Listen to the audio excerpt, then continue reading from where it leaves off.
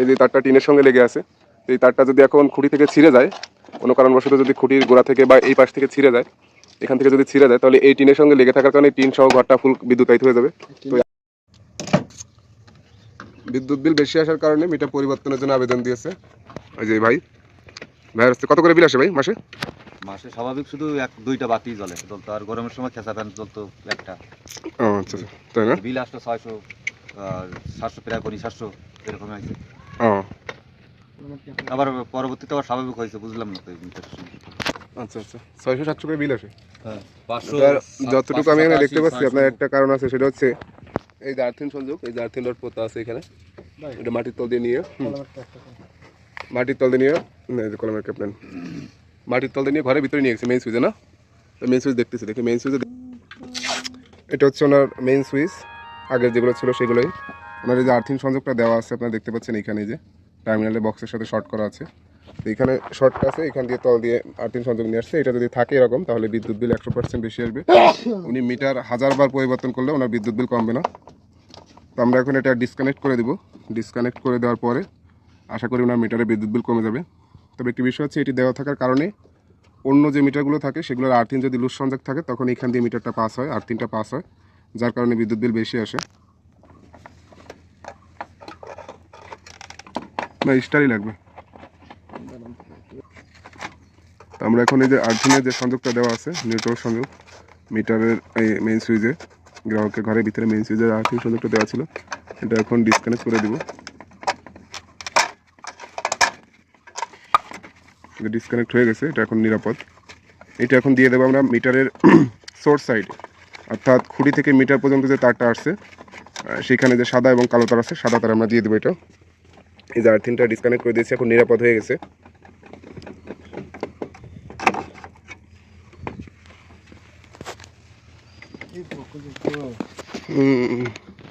বেরোচ্ছে না?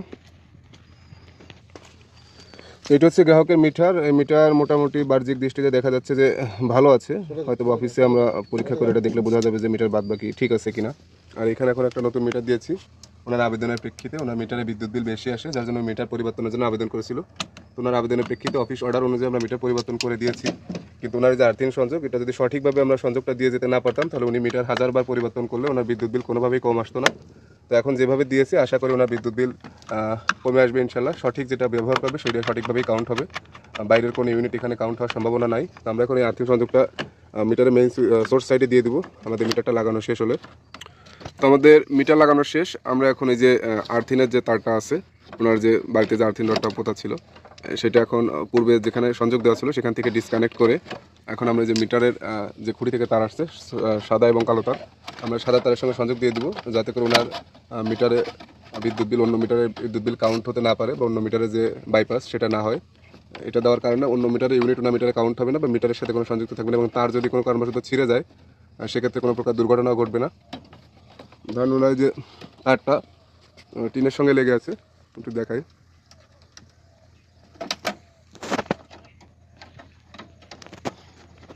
এই যে তারটা টিনের সঙ্গে লেগে আছে, এই তারটা যদি এখন খুঁটি থেকে ছিঁড়ে যায়, কোনো কারণবশত যদি খুঁটির গোড়া থেকে বা এই পাশ থেকে ছিঁড়ে যায়, এখান থেকে যদি ছিঁড়ে যায়, তাহলে এই টিনের সঙ্গে লেগে থাকার কারণে টিন সহ ঘরটা ফুল বিদ্যুতায়িত হয়ে যাবে। তো আর্থিং দেওয়া থাকার কারণে কিন্তু ওনার এই টিন আর বিদ্যুতায়িত হবে না, বা কোনো প্রকার দুর্ঘটনা ঘটবে না। তো যাদের মিটারের মেইন সুইচে আর্থিং সংযোগ দেওয়া আছে, অবশ্যই তারা মেইন সুইচ থেকে ডিসকানেক্ট করে এখানে এই যে মিটারের সোর্স সাইডে দিয়ে দিবেন। আর এখানে দেওয়ার একটা উপকারিতা হচ্ছে, ধরেন অন্য যে মিটারের ইউনিট কাউন্ট হচ্ছে এই মিটারে, সেটা যদি এই মিটারের যে ফেস এবং নিউট্রাল খুঁটিতে সংযোগ করা আছে, কোনো কারণবশত যদি নিউট্রাল খুঁটিতে লুজ কন্ট্যাক্ট থাকে বা ভালো মতো না পায়, এবং অন্য মিটারের সাথে অন্য মিটারের সার্ভিস তারের সাথে যদি এটা লেগে থাকে, তাহলে এটার ইউনিট ওইটা দিয়ে পাস হবে, কারণ ওইখান দিয়ে ভালোভাবে আর্থিং কাউন্ট হচ্ছে। এখন যেহেতু ওনার এটা দিয়ে ভালোভাবে মজবুত করা আছে, এখন এটা দিয়ে এখান দিয়ে পাস হয়ে মাটিতে চলে যাবে।